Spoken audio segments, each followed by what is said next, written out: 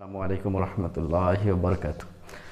সম্মানিত দর্শক শ্রোতা সকলকে স্বাগতম জানাচ্ছি ম্যাজিক্স ইংলিশে। ম্যাজিক্স ইংলিশের পক্ষ থেকে আপনাদেরকে অনেক অনেক অনেক অনেক অনেক বেশি শুভেচ্ছা। যাই হোক, আমি আমাদের পেজের জন্য এই লাইভটা করতেছি, যদিও তারপরে ভিডিওটা ইউটিউবে আপলোড দেওয়ার মানসিকতাও রয়েছে। ধন্যবাদ আপনাদেরকে আমার পেজের সাথে যুক্ত থাকার জন্য এবং আমার ইউটিউব চ্যানেলটা সাবস্ক্রাইব করার জন্য। যারা আমাকে চিনেন পার্সোনালি তাদের কাছে আর পরিচয় দেওয়ার কিছু নেই, আর যারা চিনেন না তাদেরকে বলছি, আমি জসিমউদ্দিন বলছি ম্যাজিক্স ইংলিশের পক্ষ থেকে। ম্যাজিক্স ইংলিশের ফাউন্ডারও আমি, আর আমি চেষ্টা করবো এটাকে একটা প্রতিষ্ঠানের রূপ দেওয়ার জন্য, কিন্তু আপনাদের সাপোর্ট পেলে নিশ্চয়ই সেটা একদিন করতে পারবো ইনশাআল্লাহ। সে বিশ্বাস এবং সে আশা ব্যক্ত করছি। আজকে যে এপিসোডে যে কথাগুলো বলবো সেটা হচ্ছে আমরা লেটার লার্নিং নিয়ে কিছু কথা বলবো। আমি আবার বলছি লেটার লার্নিং নিয়ে কিছু কথা বলবো। আমার কিছু লেটার লার্নিংয়ের ভিডিও আগেও রয়েছে, কিন্তু সেই ভিডিওগুলোর সাথে এই ভিডিওটা সম্পূর্ণ যোগসূত্র নাই, কেননা সেই ভিডিওগুলোতে সাউন্ডের সমস্যা ছিল। কিন্তু আমার পেজের জন্য এবং তখন প্রাথমিক পর্যায়ে লাইভ করার জন্য ওইভাবেই শুধুমাত্র সাউন্ড কোয়ালিটি যতটা ভালো ছিল না, তারপরও আমি লাইভে এসেছিলাম। কিন্তু আজকে লাইভটাকে সম্পূর্ণ ভিন্ন করার জন্য চেষ্টা করব। আজকে লাইভে প্রথম আলোচনা থাকবে আমরা এই লেটার থেকে শুরু করে আমরা যতটুকু যেতে পারি, তবে বেশিক্ষণ কথা বলবো না, অল্প কথার ভিতরে আপনাদেরকে আমার এই এপিসোডটা শেষ করব। পরবর্তীতে অন্য কোনো এপিসোডে আপনাদের স্বাগতম জানাবো ইনশাআল্লাহ। তার সাথে শুরুতে একটা কথা বলে নিচ্ছি, সেটা হচ্ছে যারা আমার এই এপিসোডটা দেখছেন এখন পর্যন্ত, যাদের সালাত আদায় বাকি আছে, আপনি যখন যেই মুহূর্তে দেখছেন এই মুহূর্তে আপনার যদি সালাত আদায় বাকি থাকে তাহলে আগে কিন্তু সালাত আদায় করে নেন, তারপর আমার ভিডিওটা দেখুন। আপনাদেরকে ধন্যবাদ জানিয়ে শুরু করছি।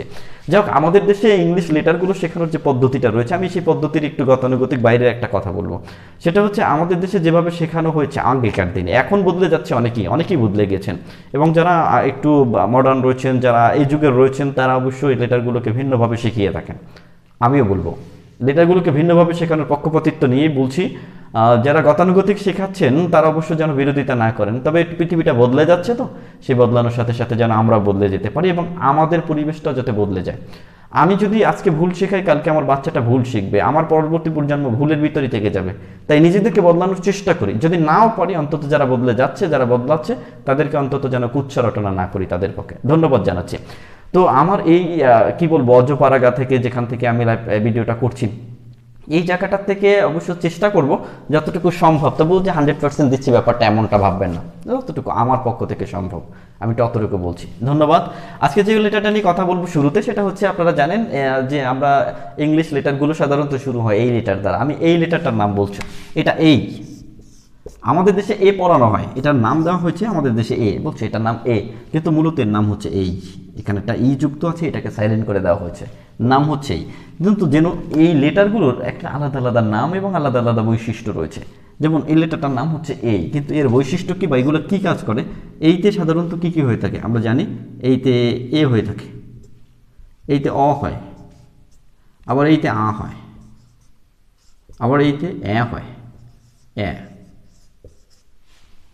এছাড়াও এর জন্য এই নিজেও হয়ে থাকে, অর্থাৎ এই উচ্চারণটা এখানে কাজ করে। একটু বলছি, এইতে এ হয়, কখনো কখনো এইতে এ হয়, কখনো কখনো এইতে অ হয়, কখনো আ হয়, কখনো এ হয়, কখনো এই হয়। একটা ছোট্ট উদাহরণ বলছি, যেমন এইটার নাম এই, যেমন বলি এই সি ই, এটা একটা ওষুধের নাম, এইস, আমরা খেয়ে থাকি, নাপা, হ্যাঁ, প্যারাসিটামলের জন্য খেয়ে থাকি, নাপার পরিবর্তে এইস খেয়ে থাকি। সুতরাং এটা হলো এইস। এর কারণটা একটু বলছি, দেখুন শব্দের শেষে সাধারণত ই থাকলে, ই এর পূর্বে যদি কোনো কনসোনান্ট থাকে আর কনসোনান্টের পূর্বে একটা মাত্র ভাওয়েল থাকলে, এই ভাওয়েলের শুদ্ধ উচ্চারণ হবে, অর্থাৎ ভাওয়েলের নাম যা উচ্চারণ তাই হবে। এটার নাম হচ্ছে এই, অতএব এখানে উচ্চারণ হবে এই, তারপর সি, সি এর পরে ই থাকলে এই সি এর উচ্চারণ সাধারণত স হয়, যার কারণে এখানে উচ্চারণটা হবে এইস, এইস, এইচ। একটু বলছি আপনাদেরকে এইস। যদি আমরা এখানে আরেকটু দেখি উদাহরণ, সেটা হচ্ছে যেমন এই, এই খেই ই, এতে কি হবে? ই এর উচ্চারণ হবে না, খেই এর উচ্চারণ হবে, আর হলো এই, তাহলে এই আর হলো এইক। এর সামনে যদি আমরা এম দেই, কি দাঁড়ালো? মেইক। সুতরাং এই এর উচ্চারণ এই হয়, আবার এ হয়। একটু দেখুন তো, এটা আপনাদের পরিচিত, এই এন, এন, যদি সামনে সি দেন খ্যান। অতএব এইতে এ হতে পারে, এইতে আ হয়, এগুলো আপনারা অবশ্যই জানেন বিভিন্ন জায়গাতে। যেমন এই আর কি হয়? আর, এখানে আ হয়েছে। এরকম কখনো এ হয়, কখনো অ হয়, আমরা পরবর্তীতে সেগুলো দেখব। তবে আজকে এই পর্যন্ত জানবো যে এই এর নাম হচ্ছে এই, আর এই এর কাজ হচ্ছে কখনো এ হয়, কখনো অ হয়, কখনো আ হয়, কখনো এ হয়, কখনো এই হয়। আমরা দ্বিতীয় লেটারের কথা বলছি। দ্বিতীয় লেটারটা হচ্ছে বি, এটার নাম সবাই জানে এবং সবারই পরিচিত বি। বিতে সাধারণত নাম বি, আর কাজ হচ্ছে এটার জন্য ব হয়, ব হয়ে থাকে, এটা সবাই জানে। তবে বাংলাদেশে যেটা করা হয় আমাদের দেশে এবং আমাদের অঞ্চলে, যেমন এটা হচ্ছে অব্র কিবোর্ডের একটা কি বলবো, অব্র কিবোর্ডটাকে সহজ করার জন্য আমাদের দেশে এই ভিটা দ্বারা সাধারণত ভি দেখানো হয়েছে, নাম দেওয়া হয়েছে ভি। আসলে হবে বিএইচ, এটার জন্য ভ হতে পারে, ভ, কারণ এই ভি এর উচ্চারণ আসলে এইরকম, এর উচ্চারণটা হচ্ছে ভ, ভ, ভ, উচ্চারণটা এরকম ভি, ভি। সুতরাং এটার উচ্চারণ না এটার উচ্চারণ এক না, এটা হলো ভ, আর এটার নাম হলো ভি। তাহলে দুটোর উচ্চারণ আলাদা রয়েছে। প্রতিবর্ণায়ন করার কারণে এই এখানে ভি এর কারোর জন্য একটা ভ লেখা হয়, আদৌ তা না। এই ভ হতে হলে বিএস লিখতে হবে, যদিও বাংলা কিবোর্ড রীতিতে এটা বিএইচও হয়, আবার ভিতেও ভ ধরা হয়েছে, কিন্তু এটার উচ্চারণ এবং নাম সম্পূর্ণ আলাদা, যেটা বাংলার সাথে নাই, বাংলার উচ্চারণের সাথে এটা যায় না। এই জন্য এটার নাম হচ্ছে ভি। অন্তস্থ ভ বলা যেতে পারে, যেটা একটা সময় আদর্শ লিপিতে ছিল, পরে উঠে গেছে বা চলে গেছে, এটা বিলুপ্ত হয়ে গেছে, কারণ এটার উচ্চারণটা করা হয় না, তো এই জন্য বাংলাতে এই উচ্চারণটা হয় না সাধারণত, এটা ইংরেজিদের উচ্চারণের জন্য। আমি পরবর্তী কথা বলছি। এরপরেরটা হচ্ছে সি, একটা জটিল লেটার। জটিল লেটার এই জন্য বলবো যে এটা সি, নামটা সবাই জানে, এটা সি, কিন্তু একটু কাহিনী আছে। এই সিতে কখনো কখনো এটা হয়,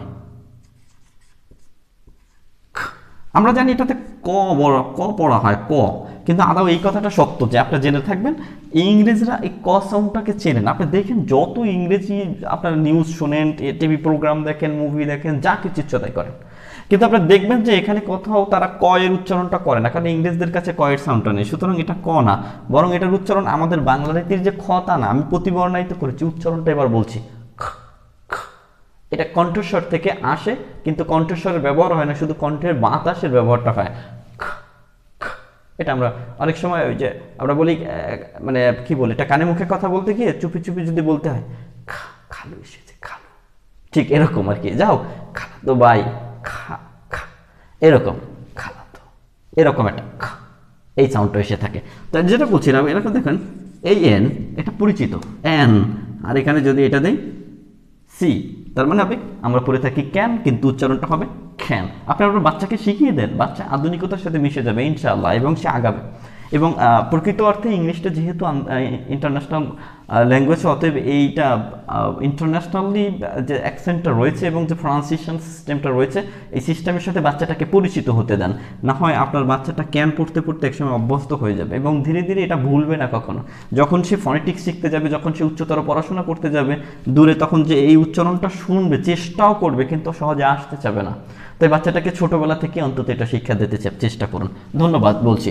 এটার উচ্চারণ হচ্ছে, নাম হচ্ছে সি, উচ্চারণে কখনো হয় খ, আর কখনো হয়, এটার নাম সবাই জানে দন্ত স বলা হয়, কিন্তু সত্যিকার অর্থে এর উচ্চারণ হলো। এরপর কখনো কখনো এটাও হয়, এটা হলো তালব্য স বলা হয়, তালব্য স, আমাদের দেশে তালব্য স বলে।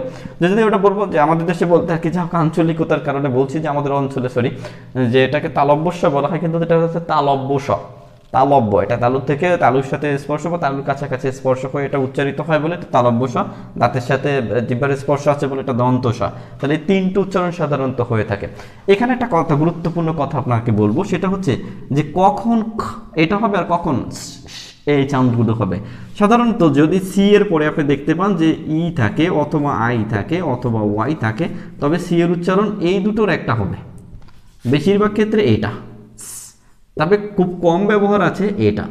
এটা কখন ব্যবহার হয় এ নিয়ে বিস্তারিত পরে আলোচনা করব, যখন লেটারের ভিন্নতা দেখাবো, যে একই লেটারে কাছাকাছি সাউন্ডগুলো কিভাবে কেন হচ্ছে, এইগুলো নিয়ে যখন অন্য কোনো এপিসোডে কথা হবে ইনশাল্লাহ। ততক্ষণ পর্যন্ত এটা জেনে থাকি যে সি এর পরে ই আই ওয়াই থাকলে সি এর উচ্চারণ এগুলো হতে পারে, না হলে এই উচ্চারণটা হবে।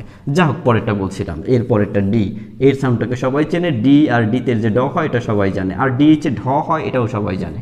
ডি এর কাজ হচ্ছে ড, আর ডি এইচ এর কারণ হচ্ছে ঢ, এটাও সবাই জানবে। এরপরে বলছি এইখানে একটা কথা রয়েছে, সেটা হচ্ছে অধিকাংশ সময় যদি আপনি দেখেন ডি এর পরে জেই অথবা জি আছে, তাহলে বুঝতে হবে ডিটা সাইলেন্ট হয়ে যায়, ডিটা সাইলেন্ট হয়ে যায়। আমি আবারও বলছি, ডি এর পরে জি অথবা জেই থাকলে ডি এর উচ্চারণ ড হয় না, ডি এর উচ্চারণটা হয় না, তখন ডি জেই অথবা ডি জি এ দুইয়ের জন্য জ হয়ে থাকে, শুধুমাত্র জ। আমি আবারও বলছি, ডি জেই অথবা ডি জিতে উচ্চারণ জ হয়ে থাকে।